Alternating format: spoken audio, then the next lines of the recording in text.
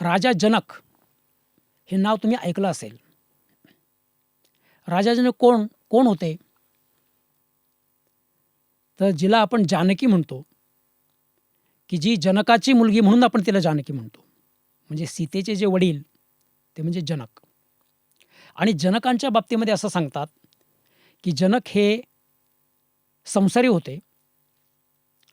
जनक हे राजा होते आणि तो सगळा राज्यकारभार सांभाळत असताना सुद्धा ते वैराग्यशील असे होते, अनासक्त असे होते. एखाद्या साधू इतके ते अनासक्त होते, असं त्यांच्याबद्दल सांगतात. आणि एकदा असं झालं, की त्यांच्या राजवाड्यामध्ये ते गाढ झोपलेले असताना पहाटेच्या वेळी त्यांना एक विचित्र स्वप्न पडलं. आणि त्या स्वप्नामध्ये त्यांना असं दिसलं, की ते स्वतः त्यांच्या राज्यामध्ये, त्या राजधानीमध्ये अन्नासाठी भीक मागतायत. अंगावरती फाटके-तुटके कपडे आहेत. पोटामध्ये भुकेचा डोंब ओसाळलेला आहे. आणि ते अन्नासाठी भीक मागतायत असं त्यांना स्वप्न पडलं. आणि नंतर लगेच त्यांना जाग आली. आणि त्यांना मोठं आश्चर्य वाटलं, की काय हे स्वप्न पडलं आपल्याला? आणि त्यांनी तातडीने सर्व मंत्रिमंडळाची सभा बोलावली. आणि त्या सभेमध्ये हा मुद्दा त्यांनी उपस्थित केला, की मला अशा प्रकारचं विचित्र स्वप्न आज पडलं. आणि पहाटेची स्वप्न खरी असतात असं म्हणतात. तर मी भिकारी होतो, मग मी भिकारी आहे, की मी आत्ता आहे राजवाड्यामध्ये आहे, मग मी राजा आहे. मी भिकारी आहे का मी राजा आहे? हे मला तुम्ही पटवून सांगा. कारण ज्या वेळेला मी भिकारी आहे, अशा प्रकारचा अनुभव मला त्या स्वप्नामध्ये येत होता, त्यावेळेला, त्या क्षणाला ते माझ्यासाठी 100% सत्य होतं. त्यावेळेला हे खोटं हे मला माहीत होतं का? म्हणजे मी आत्ता राजा आहे, हे जितकं मला खरं वाटतं, सत्य वाटतं, तेवढंच सत्य त्या स्वप्नामध्ये दिसलेला तो प्रसंग होता. मग तुम्ही मला हे सांगा, की मी खरा कोण आहे? आणि राजांनी सगळ्यांना बसवून ठेवलं. त्याच्यामध्ये राजगुरू पण होते. त्यांनाही बसवून ठेवलं, की माझ्या प्रश्नाचं समाधानकारक उत्तर दिल्याशिवाय इथून कुणीही घरी जायचं नाही, हलायचं नाही. आणि राजगुरूंच्या घरी राजगुरूंची पत्नी आणि मुलगा, तर मुलगा विचारतोय, की बाबा अजून का आले नाहीत? तर आईनी सांगितलं, की असं-असं झालेलं आहे, की प्रश्नाचं उत्तर काही कोणालाच देता येत नाही आणि तुझ्या बाबांना पण देता येत नाही आहेत आणि राजा काही कोणाला तिथून हलू देत नाही आहे. तर तो 14 वर्षाचा मुलगा अष्टावक्र हा निघाला. तो राजवाड्यामध्ये येऊन दाखल झाला. तो म्हणाला, की मी तुमच्या प्रश्नाचं उत्तर सांगतो. आणि अष्टावक्रांनी त्यांना सांगितलं, की तो भिकारीही खरा नाही आणि तुम्ही राजा जे तुम्हाला आता असं वाटतं, की आम्ही राजा आहे, तेही खरं नाही. तुम्ही म्हणजे सच्चित आनंद आहात. सत म्हणजे चिरंतन तत्व. ज्याला जन्म नाही, ज्याला मृत्यू नाही, अशा प्रकारचं चिरंतन शाश्वत तत्व म्हणजे सत्तत्व आहे. चित म्हणजे चैतन्य. आपल्याला जो बाहेरच्या जगाचा अनुभव येतो, याचं कारण त्या आत्म्यामध्ये चैतन्य आहे. त्याच्यामध्ये ती जाणीव आहे.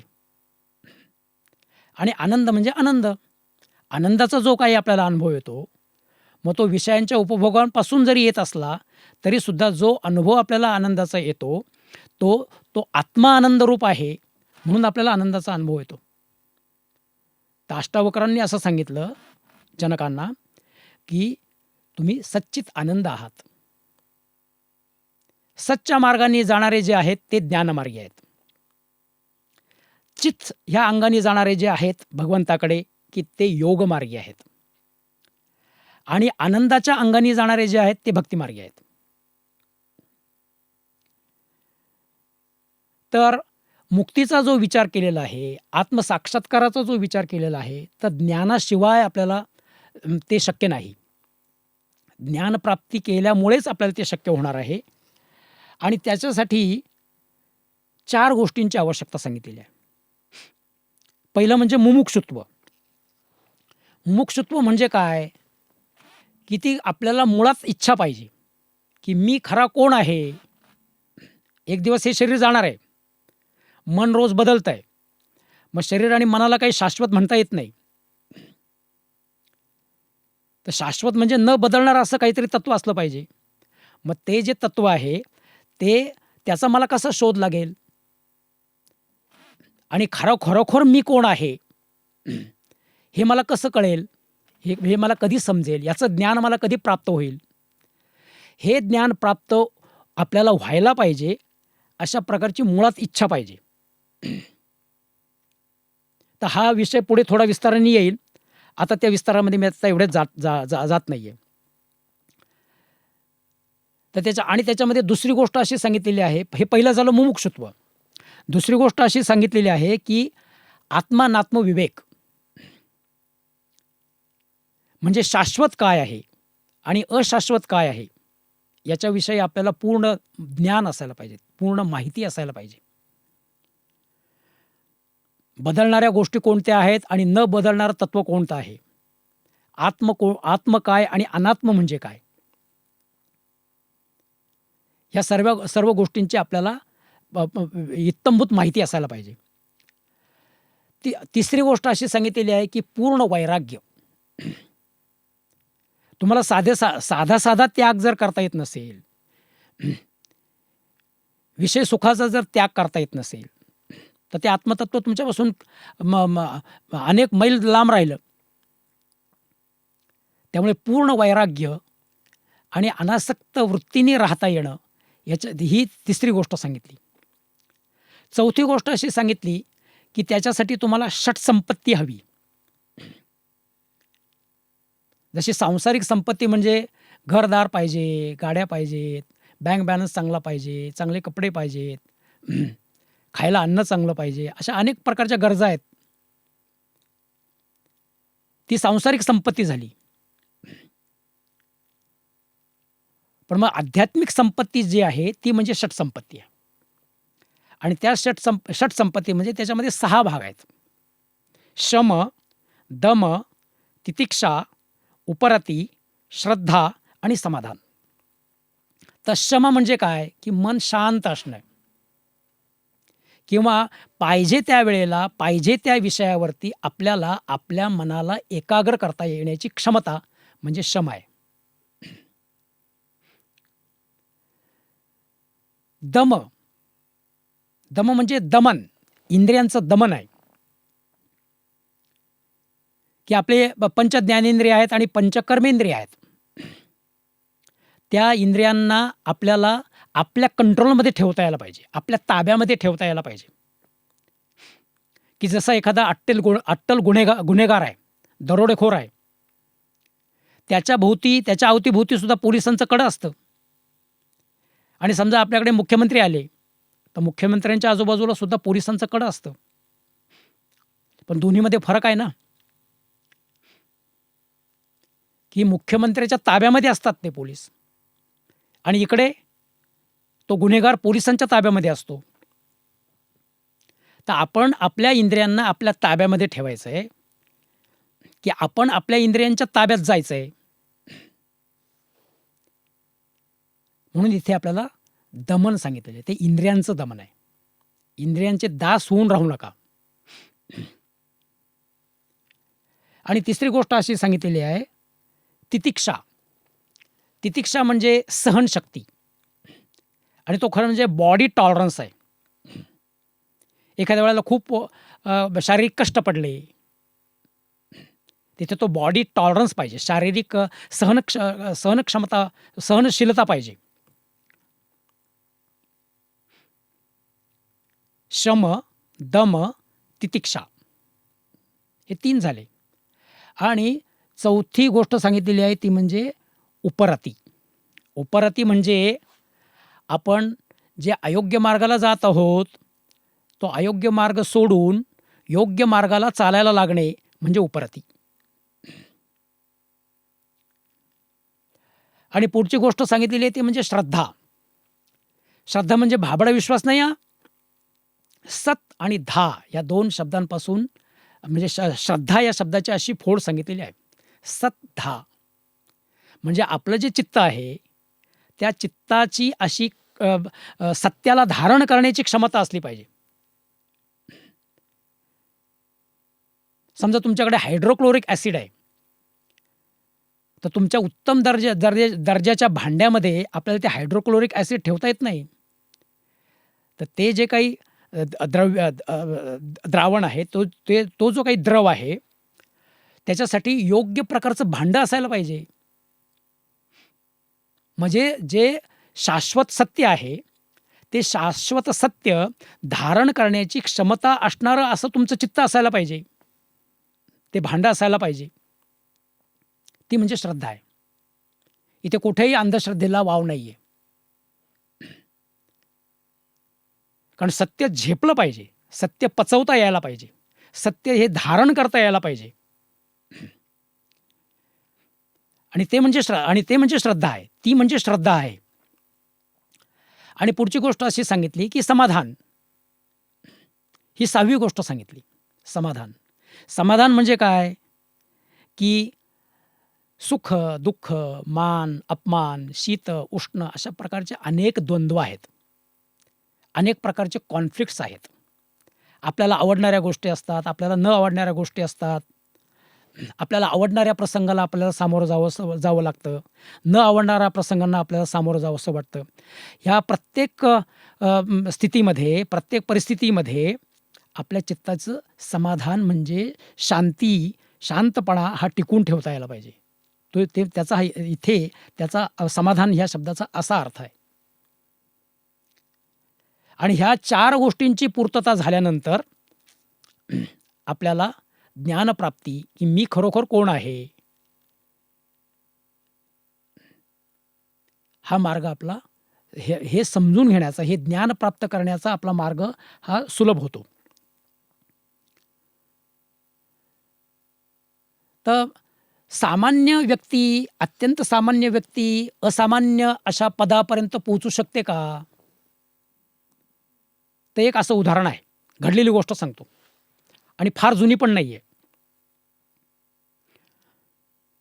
एकदा एक पोलीस डिपार्टमेंटमध्ये एक पोलीस होते आणि त्यांच्याकडे असं काम चालून आलं, की एक अट्टल गुन्हेगार, की ज्यांनी दरोडे घातलेले आहेत, खून केलेले आहेत, असा गुन्हेगार एका आश्रमामध्ये संन्यासाचे कपडे घालून तिथे तो लपून राहिलेला आहे.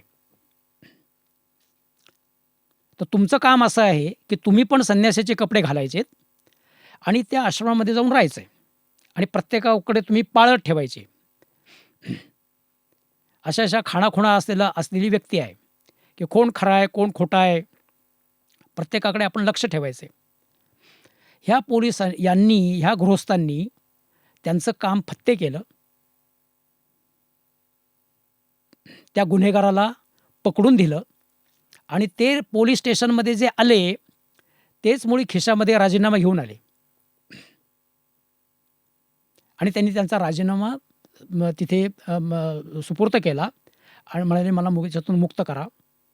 ते म्हणाले, का बरं तुम्हाला याच्यातनं, ह्या सर्व्हिसमधनं, तुमच्या ह्या सेवेतनं तुम्हाला का मुक्त व्हायचं आहे?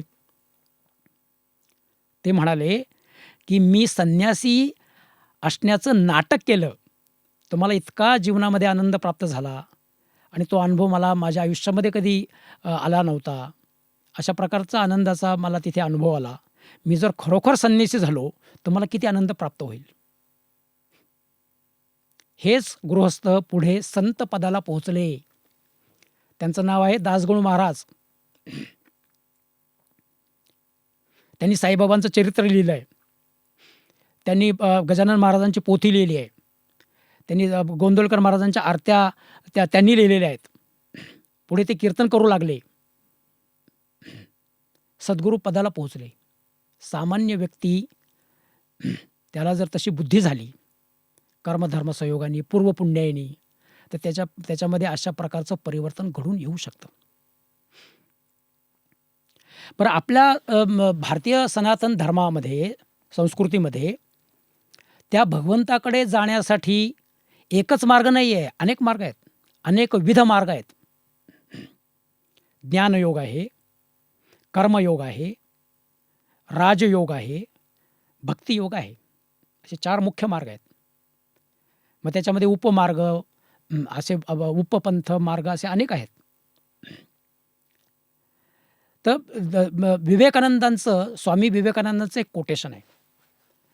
ह्या कोटेशनमध्ये आपल्याला अत्यंत संक्षिप्त पण त्याच्यामध्ये सर्वांगीण असं माहिती त्याच्यामधून आपल्याला मिळते.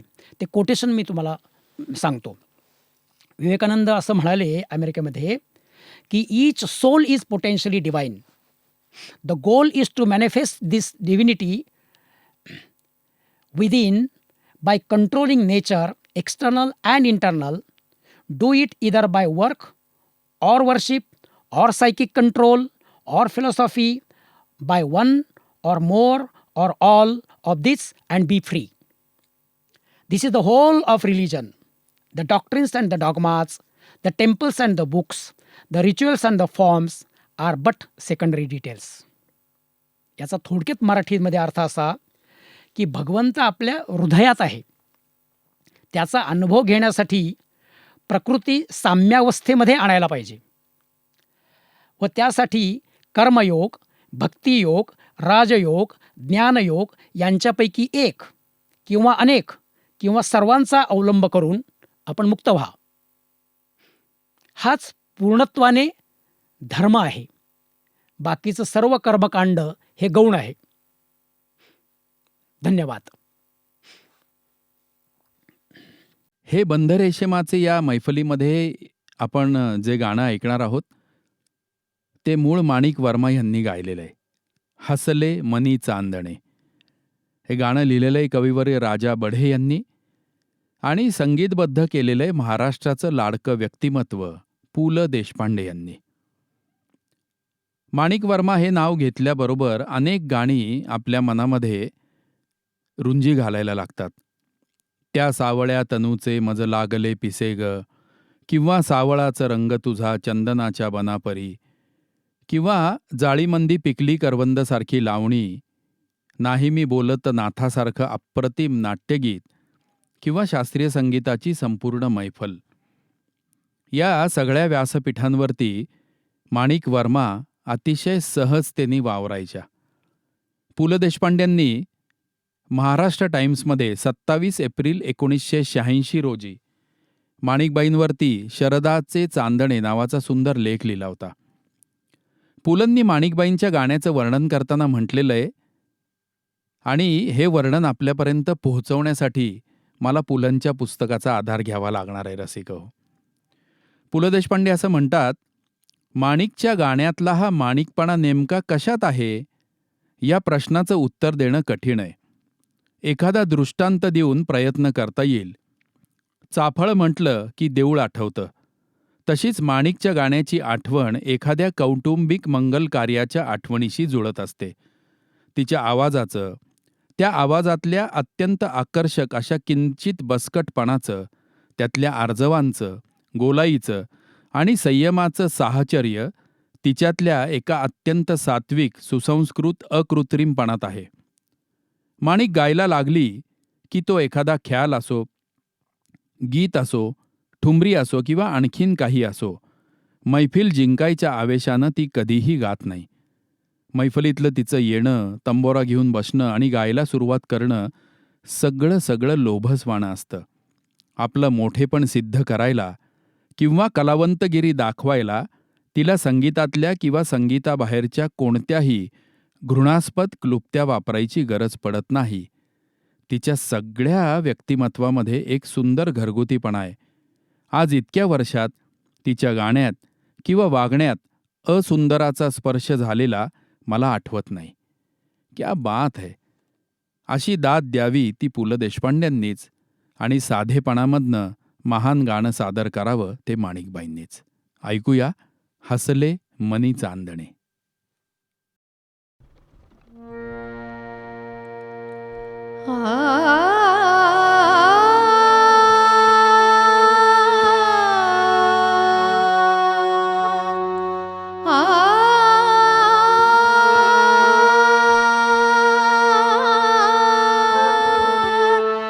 हसले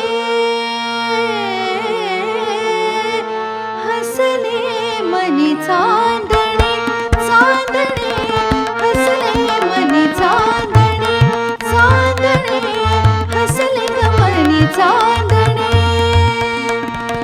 जपून टाक पाऊल साजणी जपून टाक पाऊल साजणी नादतील पैंजणे पैंजणे हसले मनी चांदणे चांदणे हसले मनी चांदणे.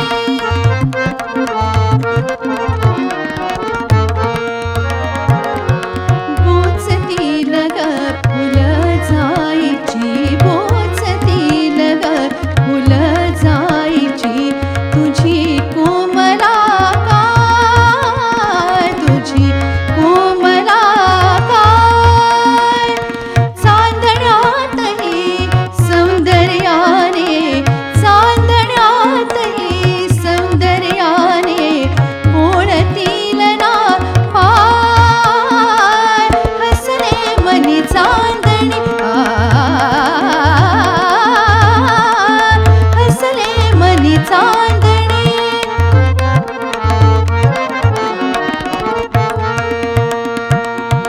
पानांच्या जाळीत लपोनी चंद्र पाहतो कडे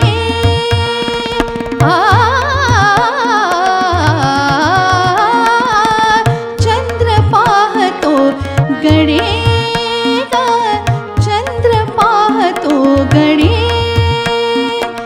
सांग कुणाच्या भेटीसाठी सांग कुणाच्या भेटीसाठी जीव सारखा उडे हसले मनी चांदणे चांदणे हसले मनी चांदणे.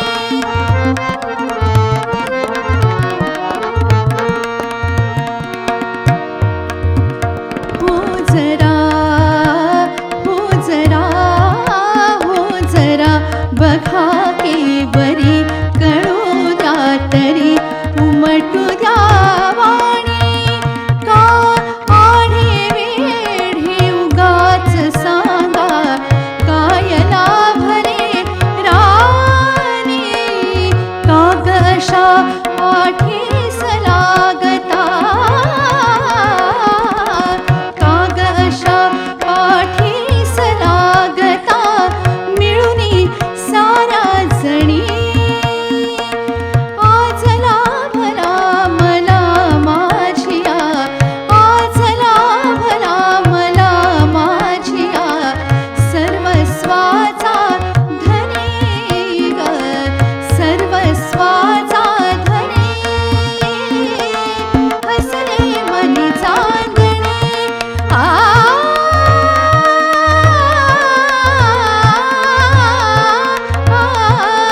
हसले मनी चांदणे.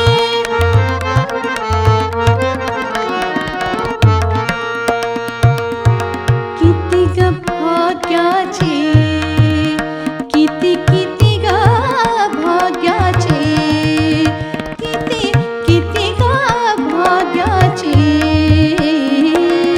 किती ग भाग्याचे भलतीच ओढही काम सुंदराची नव्हे ग श्याम सुंदराची हसले मनी चांदणे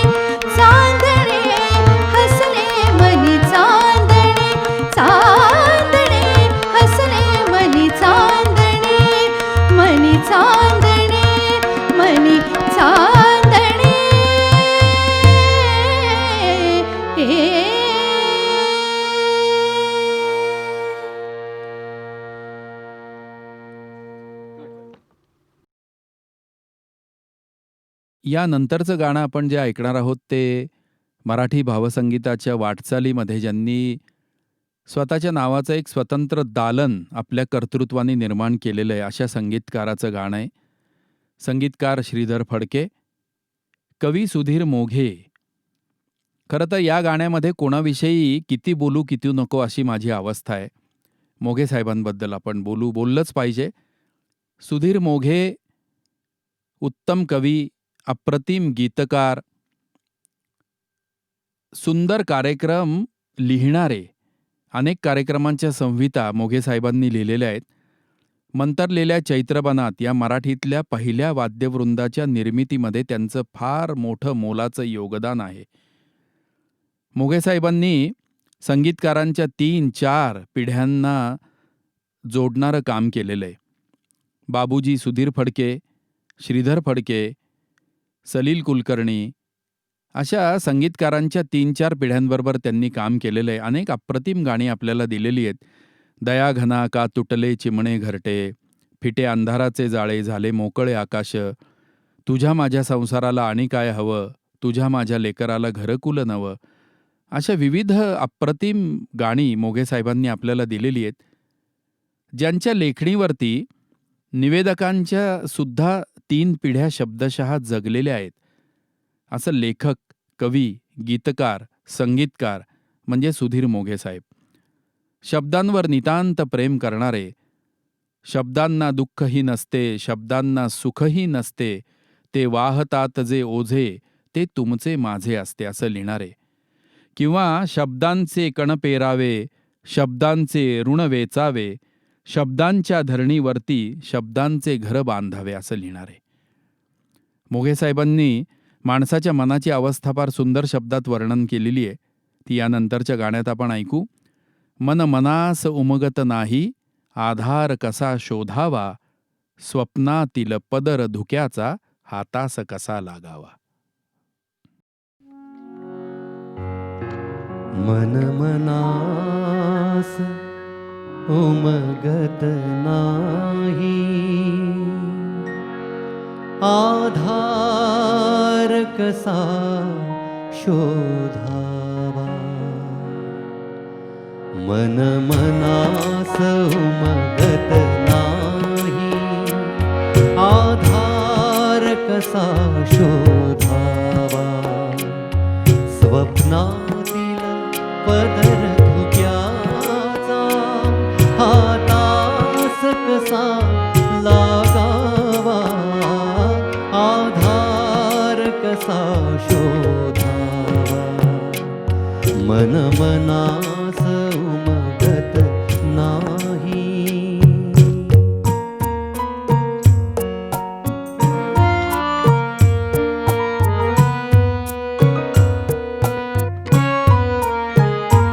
मन थेंबांचे आकाश, मन थेंबांचे आकाश, लाटांनी सावरलेले. मन थेंबांचे आकाश, लाटांनी सावरलेले. मन नक्षत्रांचे रान, मन नक्षत्रांचे रान, अवकाशी अवघडलेले. मन गरगरते आवर्त, मन रान भूल मन चकवा. आधार कसा शोधावा. मन मनास उमगत नाही.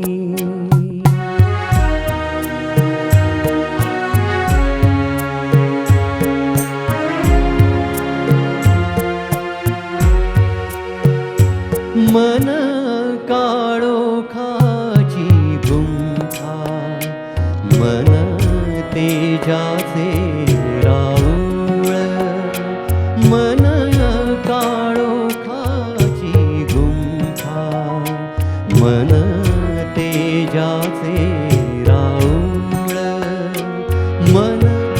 सैतानाचा हात मन देवाचे पाऊल मन सैतानाचा हात मन देवाचे पाऊल मन देवाचे पाऊल दुबळ्या गळक्या झोळीत हा सूर्य कसा झेलावा आधार कसा शोधावा मन मनास उमगत नाही आधार कसा शोधावा स्वप्नातील पदर धुक्याचा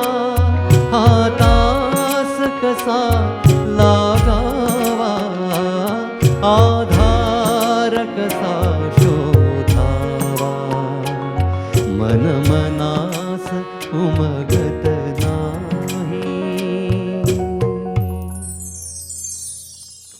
भावसंगीताच्या वाटचालीमध्ये कवी, संगीतकार आणि गायक गायिका अशी फार सुंदर सुंदर कॉम्बिनेशन्स घडलेली आहेत, संगम असे घडलेले आहेत प्रतिभेचे. त्याच्यातलं मला वाटतं एक संगम असा आहे की पद्मभूषण कविवर्य मंगेश पाडगावकर, संगीतकार हृदयनाथ मंगेशकर आणि गायिका अर्थातच भारतरत्न लतादीदी मंगेशकर. फार अप्रतिम रचना आहे. सावर रे उंच उंच झुला सुख मला भिवविते सांगू कशी तुला. फार सुंदर गाणं आहे. पाडगावकर साहेबांनी दीदींच्या प्रतिभेला, त्यांच्या गाण्याला दाद देताना अप्रतिम ओळी लिहिल्यात. त्यांनी असं म्हटलंय, ऐकता मी गायकांना वानितो त्यांच्या स्वराला, ऐकता मी गायकांना वानितो त्यांच्या स्वराला, ऐकता गाणे लताचे मानितो मी ईश्वराला. आहा, क्या बात है. काय सुंदर शब्दामध्ये पाडगावकर सरांनी दाद दिलेली आहे. ऐकूयात या तिघांनी मिळून अप्रतिम साकारलेली ही रचना.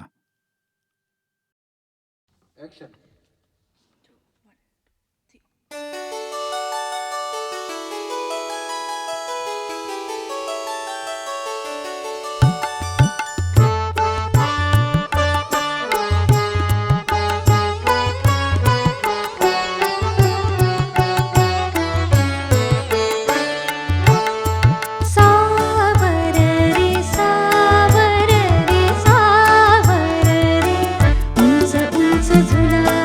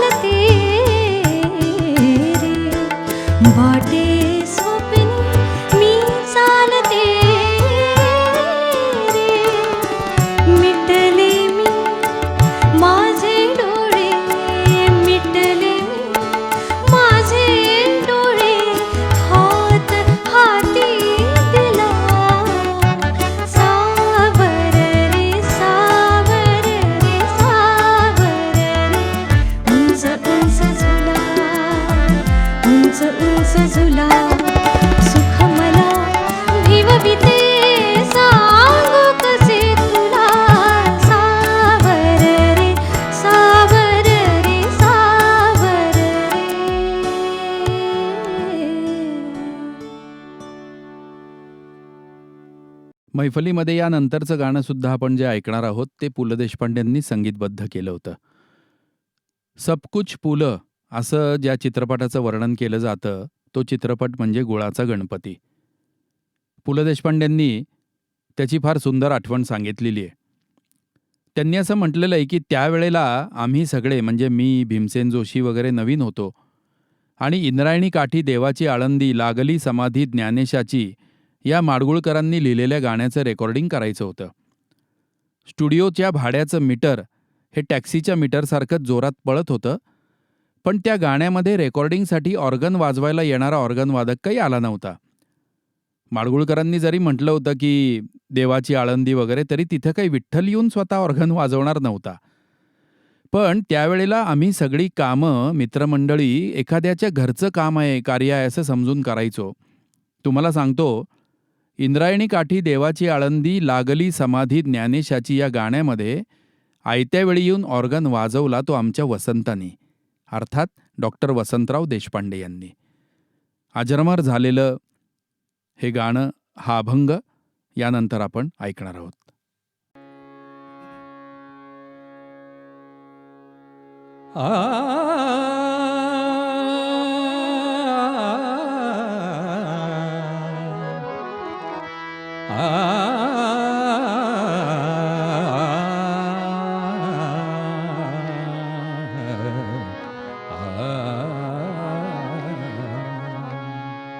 इंद्रायणी काठी, इंद्रायणी काठी, इंद्रायणी काठी, इंद्रायणी काठी, देवाची आळंदी, इंद्रायणी काठी, देवाची आळंदी, लागली समाधी, लागली समाधी, ज्ञानेशाची हो ज्ञानेशाची,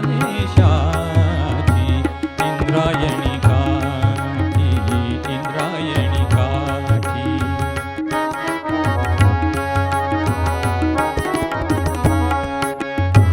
ज्ञानियांचा राजा भोगतो राणीव, ज्ञानियांचा राजा भोगतो राणीव, ज्ञानियांचा राजा, राजा ज्ञानियांचा राजा भोगतो राणीव, नाचती वैष्णव, नाचती वैष्णव, नाचती वैष्णव, नाचती वैष्णव, नाचती वैष्णव, मागे पुढे इंद्रायणी काठी, इंद्रायणी काठी, देवाची आळंदी, लागली समाधी, ज्ञानेशाची हो ज्ञानेशाची, इंद्रायणी काठी, इंद्रायणी काठी.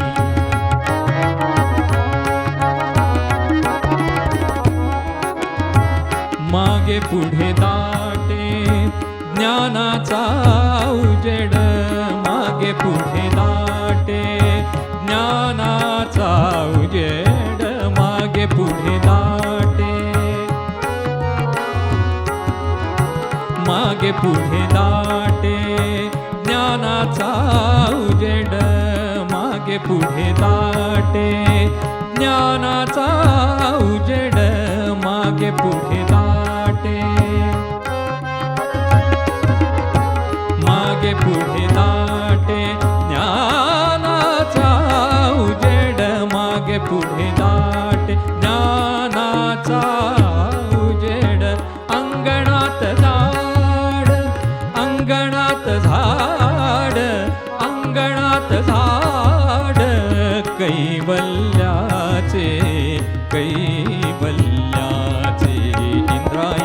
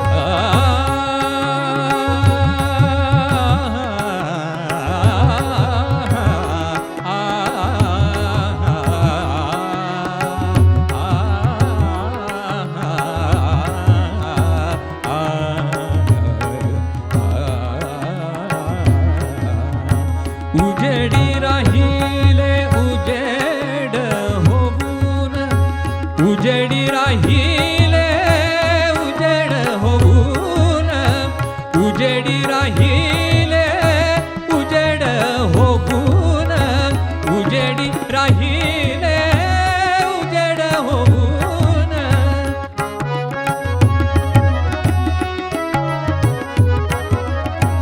उजेडी राहिले उजेड होऊन उजेडी राहिले उजेड होऊन निवृत्ती सोपान मुक्ताबाई निवृत्ती सोपान मुक्ताबाई निवृत्ती सोपान निवृत्ती सोपान निवृत्ती सोपान मुक्ताबाई मुक्ताबाई मुक्ताबाई इंद्रायणी काठी इंद्रायणी काठी देवाची आळंदी लागली समाधी ज्ञानेशाची हो ज्ञानेशाची इंद्रायणी काठी इंद्रायणी काठी इंद्रायणी काठी इंद्रायणी काठी इंद्रायणी काठी इंद्रायणी काठी विठ्ठला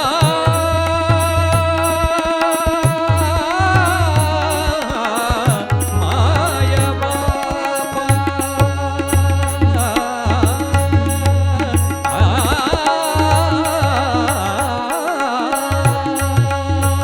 इंद्रायणी काठी इंद्रायणी काठी इंद्रायणी काठी इंद्रायणी काठी इंद्रायणी काठी इंद्रायणी काठी इंद्रायणी काठी इंद्रायणी